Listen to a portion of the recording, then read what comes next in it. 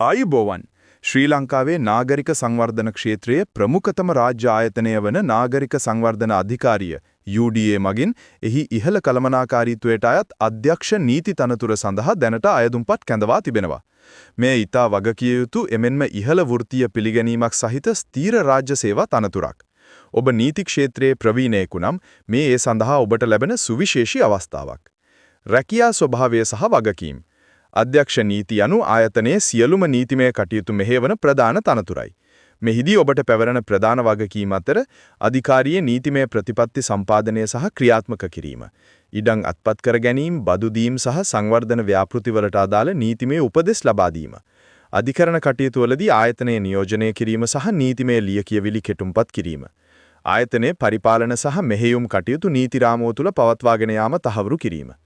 අපේක්ෂිත සුදුසුකම් මෙම තනතුර සඳහා බාහිර සහ අභ්‍යන්තර වශයෙන් අයදුම් කළ හැකියි. බාහිර අයදුම්කරුවන් සඳහා විශ්වවිද්‍යාල ප්‍රතිපාදන කොමිෂන් සභාව UGC පිළිගත් නීතිවේදී උපාධියත් LLB තිබිය යුතුයි.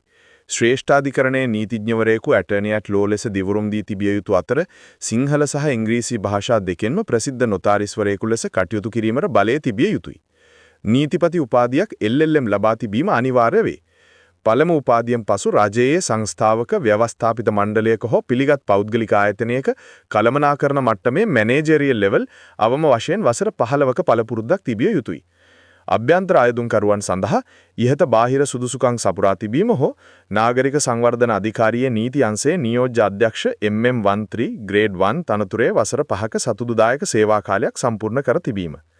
වයස් සීමාව අයදුම්පත් භාර ගන්නා අවසාන දිනට අයදුම්කරුගේ වයස අවුරුදු 35ට නොඅඩු සහ අවුරුදු 55ට නොවැඩි විය යුතුය. වැටුප් සහ ප්‍රතිලාභ HM122025 වැටුප් තලයට අනුව මෙය ජ්‍යෙෂ්ඨ කළමනාකාර මට්ටමේ තනතුරක් නෙවින් ඉතා ආකර්ශනීය වැටුප් පැකේජයක් හිමි වේ. වැටුප් පරාසය රුපියල් 1,43,120 සිට ආරම්භ වී වාර්ෂික වැටුප් වර්ධක 15ක් සහිතව රුපියල් 2,04,620 දක්වා වැටුප ඉහළ යයි. අමතර දීමනා සහ පහසුකම් රාජකාරී කටයුතු සඳහා නිල රථයක් සහ රියදුරෙකු හිමි වේ. සේවක අර්ථසාධක අරමුදල EPF 15ක් සංස්ථාවෙන් සහ සේවක භාරකාර අරමුදල ETF 3යි. වාර්ෂික බෝනස් දීමනා සහ නොගත් වෛද්‍ය නිවාඩු සඳහා මුදල් ලබා ගැනීමේ හැකියාව, UDA නිවාස ණය සහ ආපදා ණය පහසුකම්, සම්පූර්ණ වෛද්‍ය රක්ෂණ ආවරණයයි. ඔබේ සුදුසුකම් සහ පළපුරුද්ද මත වැටුප් තලයේ ඉහළ මට්ටමක පිහිටුවීම පිළිබඳවද සලකා බලනු ලැබේ. අයදුම් කරන ආකාරය ඔබ ඉහත සුදුසුකම් සපුරාති අයෙකු නම් ප්‍රමාද නොවි අයදුම් කළ යුතුය.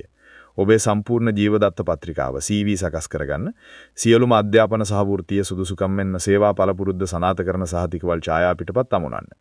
ඔබ දැනටමත් රාජ්‍ය සේවයේ හෝ සංස්ථාවක සේවය කරන්නේ නම් ඔබේ අයදුම්පත ආයතන ප්‍රධානියා මගින් යොමු කළ යුතුය.